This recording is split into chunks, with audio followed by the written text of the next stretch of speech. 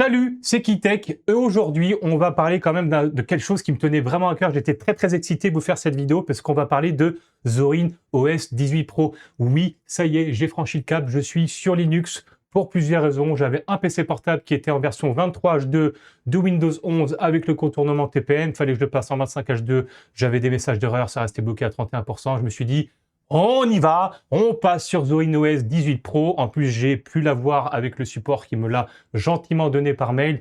Et croyez-moi, ça vaut le coup, restez bien à la fin de la vidéo parce qu'il y a quand même énormément de choses à dire là-dessus. Voici aujourd'hui à quoi ressemble notre petit Zorin OS 18 Pro. La version Pro, je refais une petite parenthèse là-dessus. Pourquoi Pro? Parce que, alors elle est payante, 47 € quand même, 47,99 €, ça commence à piquer.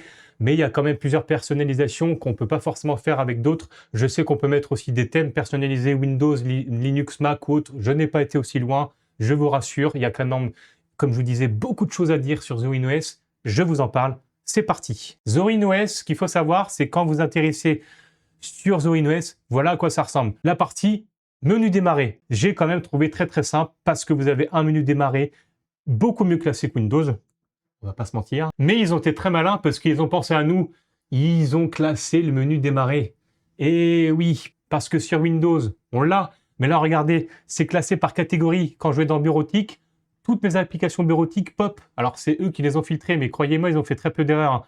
Infographie, FreeCAD, bref, énormément d'applications. La partie Internet, applications, Discord, Brave, Telegram, c'est lui qui est répertorié comme ça. Hein. D'ailleurs, la partie son et vidéo, bref, ça va très loin. Et franchement, alors vous avez aussi la barre des recherches ici, hein, vous allez me dire, hein, tout est relatif, mais c'est quand même pratique. La partie qui m'intéresse pour commencer, c'est la partie application web.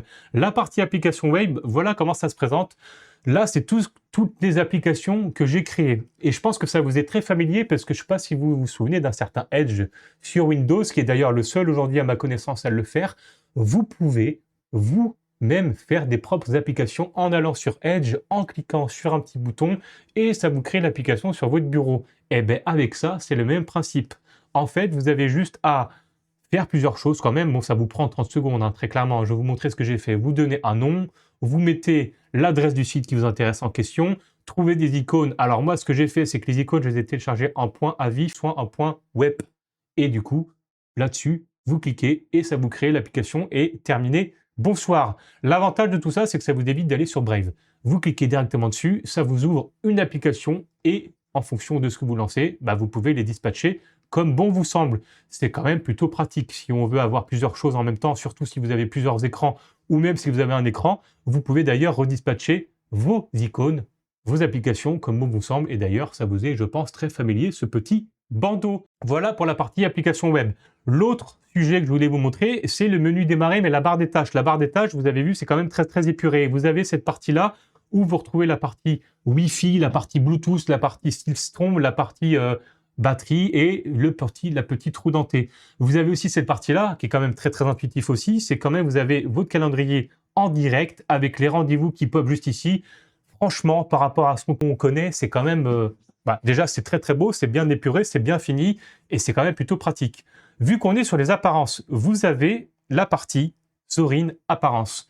Quand vous cliquez sur cette application-là, vous avez la possibilité de changer votre menu démarrer comme bon vous semble. Vous voulez le menu démarrer tout au milieu, vous cliquez dessus et là, vous pouvez vous apercevoir que ça ressemble à du Mac.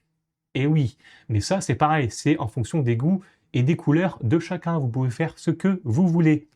Une fois, donc moi par défaut, je sélectionne celui-ci. Vous pouvez aussi donc choisir votre thème. Moi par défaut, j'ai mis le mode Dark. Vous pouvez aussi choisir d'autres thèmes, donc application, shell ou autre, restaurer les paramètres. Vous avez la partie effet où vous avez la partie cube de bureau. La partie cube du bureau, qu'est-ce que c'est? C'est ça. Parce que vous pouvez avoir plusieurs bureaux. Quand vous cliquez ou quand vous voulez switcher de bureau, vous avez vu, en fait, ça vous fait des sortes de cubes. Et c'est ça, du coup, cet effet-là. Donc, c'est quand même, après, voilà, c'est comme vous souhaitez.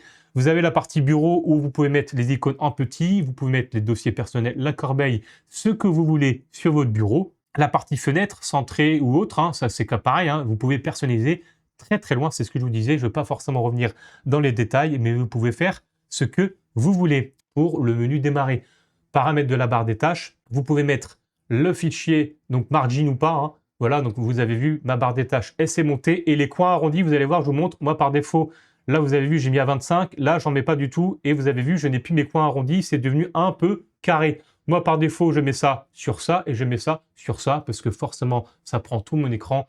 Et moi, je préfère. C'est une préférence. Là, vous faites clairement ce que vous voulez. Donc, l'autre partie aujourd'hui qui fait la force de Zorin OS, c'est que vous avez une sorte de Play Store. Vous allez voir, je vous montre, vous avez une partie logicielle. Alors là, c'est que j'ai téléchargé Zen. D'ailleurs, je vais vous montrer. Quand vous lancez cette application-là, ça vous filtre d'ailleurs par catégorie 1.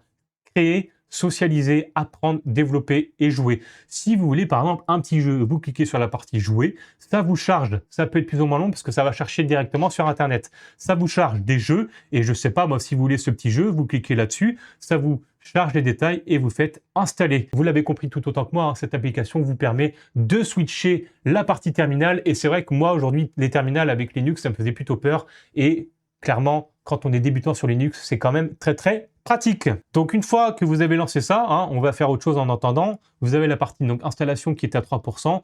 On va laisser faire. L'autre force aussi de Zorin OS, hein, c'est que vous avez énormément de choses où vous pouvez faire des mises à jour. Vous avez le gestionnaire de mise à jour. Quand vous le lancez, automatiquement, ça vous dit les mises à jour que vous avez à faire. J'ai un peu triché, je l'ai fait avant et là, vous avez vu, ça me demande de redémarrer. Vous avez la partie, une autre partie qui est très intéressante, c'est la partie logiciel et mise à jour. Vous allez voir, vous pouvez quand même aller très loin. Vous pouvez sélectionner ce que vous souhaitez en termes de téléchargeable depuis Internet. Vous pouvez, autre logiciel, donc sélectionner autant de sources que vous voulez et du coup enlever ou ajouter ou modifier. La partie mise à jour, donc toutes les mises à jour, les fréquences, donc tous les jours, télécharger, installer automatiquement. Bref, ça va quand même très loin. La partie authentification, je ne veux pas rentrer dans les détails. Bon, je m'y connais pas trop. Et la partie pilote additionnel, très important, si vous avez une carte graphique. Moi, vous allez voir, j'ai été obligé de sélectionner la partie NVIDIA serveur parce que j'ai eu des soucis avec celle-là, mais ma carte graphique est bien détectée et c'est marqué ce pilote utilise un pilote alternatif. Il n'y a pas de souci là-dessus. Ce que je voulais vous montrer d'autre aussi, c'est la partie, alors ça je vous en parlerai, mais vous avez vu, ça ne marche pas, c'est la partie interface générale. Donc vous avez la partie paramètres et vous retrouvez quand même quelque chose de familier à Windows, hein, où tout est mis en rubrique, mais alors par contre tout est beaucoup plus facile.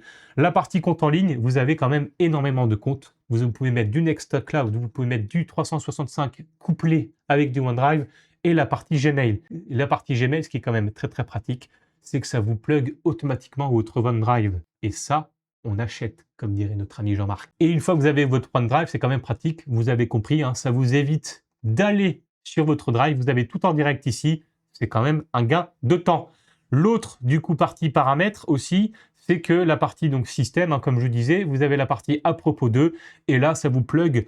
Ça vous dit du coup tout ce que vous avez, hein, les caractéristiques de votre poste et surtout les informations détaillées de votre système. Et ça, franchement, c'est aussi pratique hein, parce qu'avec Windows, on est obligé de faire des lignes de commande.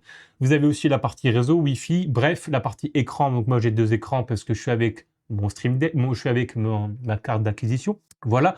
Vous avez aussi des applications qui sont lancées hein, on va dire en arrière-plan, hein, comme sur Windows, et ça vous les ajoute ici. C'est quand même plutôt pratique. L'autre, du coup, sujet que je voulais vous parler, c'est cette application-là. Cette application-là, elle s'appelle Bouteille, donc alias Wine.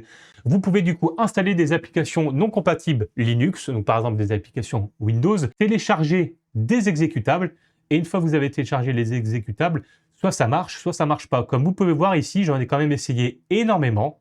Il n'y en a qu'une qui a fonctionné, elle n'est d'ailleurs pas là. Je ne veux pas vous la citer. Et du coup, moi, vous pouvez voir que je suis en train de télécharger NetFramework, mais malheureusement, le téléchargement reste bloqué. Ce qui se passe, c'est que ça vous ouvre l'application comme si c'était un exécutable Windows et vous n'avez plus qu'à l'exécuter. Voilà sur cette partie-là. Il y a quand même énormément d'intégration dans cette application-là. Hein. Ce qu'il faut savoir, c'est qu'aujourd'hui, Zorin OS, en tout et pour tout, vous allez voir, avec mon système à moi, prend 51 Go. Encore une fois, plus vous téléchargez d'applications, plus ça prend de la place. J'ai pas forcément fait non plus de la place, j'ai gardé les applications de base, j'ai pas été trop loin, je sais qu'il y a LibreOffice que j'ai pas désinstallé, il y a des applications qui me servent à rien, mais moi mon ordi tourne très bien comme ça et je n'ai aucun souci particulier. L'autre chose du coup à prendre en considération, c'est que Brave est installé de base. Moi forcément Brave, j'ai aucun souci là-dessus. Brave est très bien, Brave fonctionne très bien, il n'y a aucun souci là-dessus.